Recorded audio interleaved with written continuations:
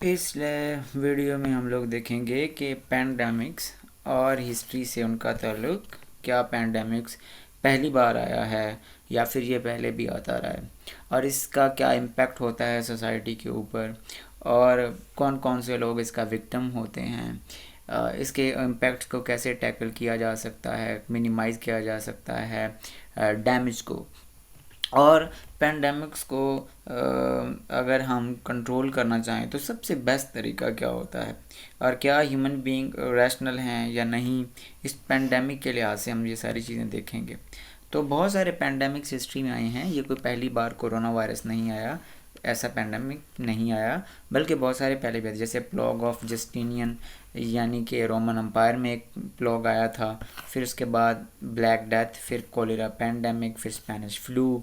World war one के बाद और जितने वर्ल्ड वॉर वन में लोग मरे थे उससे ज़्यादा स्पेनिश फ्लू में मर गए थे। इसको स्पेनिश फ्लू इसलिए कहा गया क्योंकि स्पेन का मीडिया उस वक्त चल रहा था, तो स्पेन में ये विजिबल हो गया, बाकी इलाकों में ये विजिबल नहीं था, इतनी खबर नहीं फैली, तो स्पेन वालों ने इसकी खबर दी तो उसको स्पेनिश फ्लू कहते हैं। फिर HIV एड्स अफ्रीका में स्टार्ट हुई,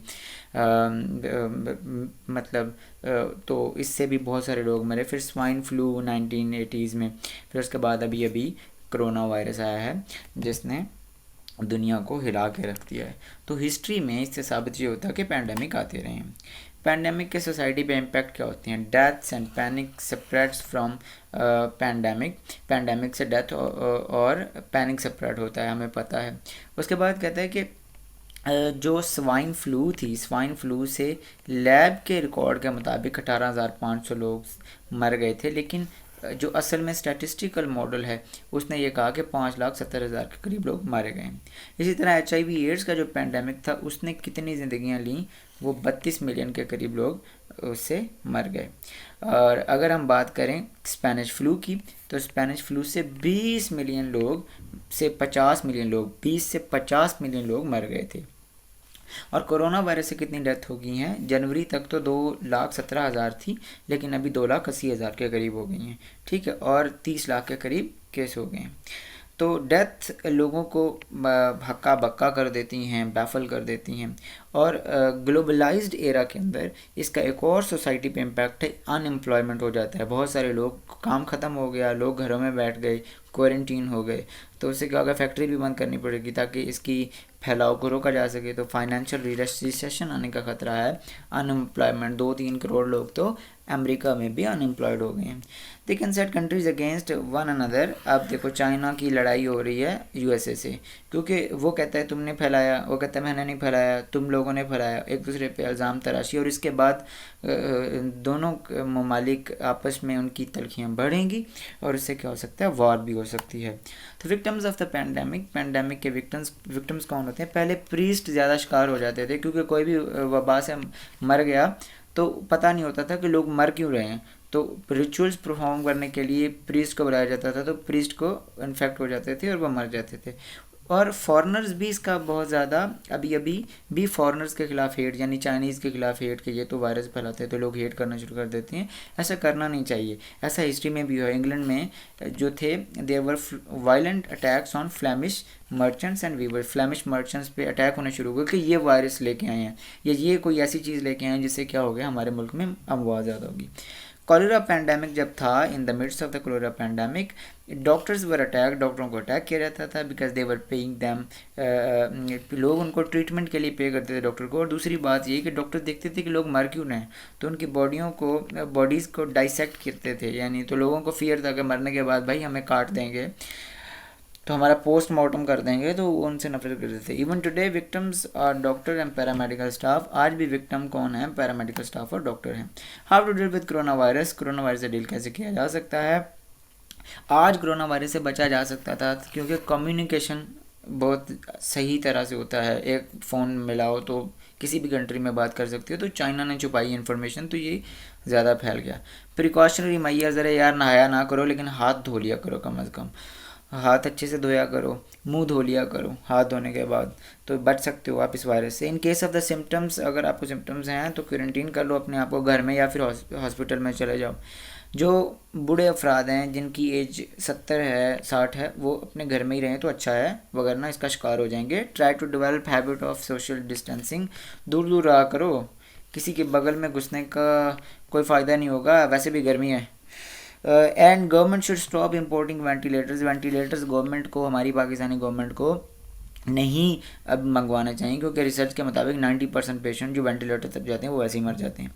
और सिंध की और पाकिस्तानी जो फेडरल की है, ये लड़ाई ख़त्म होनी चाहिए, इसका कोई फ़ायदा नहीं है, बेवकूफ़ लग रहे हैं सब। तो उसके बाद पैंडेमिक से लेसन क्या है, अब देखो पैंडेमिक आया, सारी फैक्ट्रियाँ बंद हुई तो बहुत ज़्यादा माहौल ठीक हो रहा है, कार्बन डाइऑक्साइड जो हमारे इन्वायरमेंट में वो कम हो रही है, तो इसका मतलब है ग्लोबल वार्मिंग कम हो रही है। तो हम इससे तो ये हमें साबित हुआ है कि अगर गवर्नमेंट्स एफर्ट करें तो काफ़ी हद तक हम इन्वायरमेंटल प्रॉब्लम जो कि हमारी दुनिया के लिए ख़तरा है उसको टैकल कर सकते हैं। दूसरी बात, अगर कोई बायोलॉजिकल वेपन था कोरोना वायरस तो ये बहुत ख़तरनाक है। यूएन के अंडर कोई कमीशन बनना चाहिए जिसे पूरी दुनिया में जाके वो सारी की सारी साइट जो बायोलॉजिकल वेपन बनाती हैं उनको ख़त्म करना चाहिए, ताकि हम फ्यूचर में अगर कोई इंसान ऐसी शरारत करे तो बच जाएं हम लोग। Similarly such crisis will be hard to tackle, ऐसा क्राइसिस बहुत मुश्किल से टैकल होगा अगर इनइक्वलिटी बहुत होगी। देखो सबकी इनकम कम होगी लेकिन कुछ बिलियनर्स हैं जैसे अमेज़ोन का मालिक, ठीक है, उनकी भी इनकम बढ़ती जा रही है। तो इनइक्वलिटी होगी तो हम लॉकडाउन नहीं कर सकते, अगर लोग ज़्यादा खाते पीते होंगे तो लॉकडाउन कर सकते हैं ना। तो इक्वलिटी लेके आओ माशरे में, चाहे वो नॉर्थ और साउथ में गैप है वेल्थ का वो कम करो, और सारी चीज़ें। हमें एजुकेशन पे इन्वेस्ट करना चाहिए, क्योंकि जो लोग पढ़े लिखे हैं वो तो एहतियात कर रही हैं, वो डिसेंसी शो कर रहे हैं, जो अनपढ़ है वो नहीं कर रहे। तो हमें एजुकेशन पे बहुत ज़्यादा काम करना है। पाकिस्तान में वैसे भी 59 के करीब लिटरेसी रेट है, और ये भी बहुत ज़्यादा बता दिया मैंने, है तकरीबन 25 से 30, ठीक है। और हमारे हेल्थ का जो सेक्टर है इस पे भी जीडीपी का ज़्यादा हमें स्पेंड करना चाहिए। एक लेसन है population control to tackle pandemic, क्योंकि पॉपुलेशन जितनी ज़्यादा होगी उतने ज़्यादा लोग पास पास खड़े होंगे, उतने ज़्यादा वायरस फैल जाएगा, तो फ्यूचर के पैंडेमिक कठिन। अब मेरी ओपिनियन क्या है इसके बारे में, देखो हमारी बॉडी में भी एक वबा है जिसका इलाज है ही नहीं। वो वबा क्या है कि हम मौत से नहीं बच सकते। अभी कभी किसी को देखा है कि कोई आदमी हज़ारों साल से जी रहा हो, जब से दुनिया बनी है तब से वो जिंदा हो? ऐसा नहीं है, हम सब मर जाते हैं। हमारी एक एज होती है, कोई 50 पे मर गया, 60 पे मर गया, 70 पे, 80 पे, 90 पे, कभी ना कभी उसने मरना होता है। तो हम लोगों के अंदर भी एक वबा है जिसका कोई इलाज नहीं, वो डेथ है। अगर हम कोरोना वायरस से नहीं मरेंगे तो फिक्र की कोई बात नहीं है, कोई चीज़ और हमारी जान ले लेगी, ख़त्म कर देगी हमें, और लोग फॉरगेट कर देंगे। हम लोग बहुत इरेशनल इंसान, जब पैंडेमिक जैसी चीज़ आती है तो हम घबरा जाते हैं, अरे मर जाएंगे मर जाएंगे। लेकिन हमें ये नहीं पता होता कि अगर पैंडेमिक हमें नहीं मारेगा तो कुछ ही सालों बाद कोई चीज़ और मार देगी, कोई एक्सीडेंट में मर जाएगा, किसी को कोई और बीमारी हो जाएगी, किसी को डायबिटीज़ हो जाएगी, किसी की टांग कट जाएगी, किसी की गर्दन कट जाएगी, कोई मोटरसाइकिल पे जा रहा होगा, डोर फिरेगी गर्दन पे और कट गई। तो ये सारी चीज़ें, हम मरने ही वाले हैं। और जो वायरस है, ये वाला वायरस कंट्रोल हो जाएगा तो कोई और वायरस पड़ा होगा किसी के बिस्तर पे, किसी के बेड पे, किसी के हाथ पे पड़ा होगा, वो कभी किसी में आएगा, वो उससे अगले को मुंतकिल होगा। तो वायरस तो आते रहेंगे, जैसे 100 साल बाद स्पेनिश फ्लू के बाद कोरोना वायरस आया तो आगे भी आते जाएंगे। हमें इरेशनली होना चाहिए, हमें 24 घंटे याद रखना चाहिए कि हमारे अंदर भी एक फ्लॉग है जो हमें मार सकता है। तो वबा है हमारे अंदर, और हमें लोगों से प्यार मोहब्बत रखना चाहिए। वायरस को टैकल करने का कोई तरीका नहीं होता, डिसेंसी ही एक ऐसा तरीका है जिसे हम टैकल कर सकते हैं। वो डिसेंसी क्या है कि हर आदमी अपना रोल अदा करे। डॉक्टर्स लोगों को बचाएं, जो लोग हैं वो फासला रखें, और हर आदमी दूसरे को बचाए, और हर आदमी अपना काम करे। Let's forget everything and love one another, आओ सब भूल जाएं और एक दूसरे से मोहब्बत करें। ये है लेसन।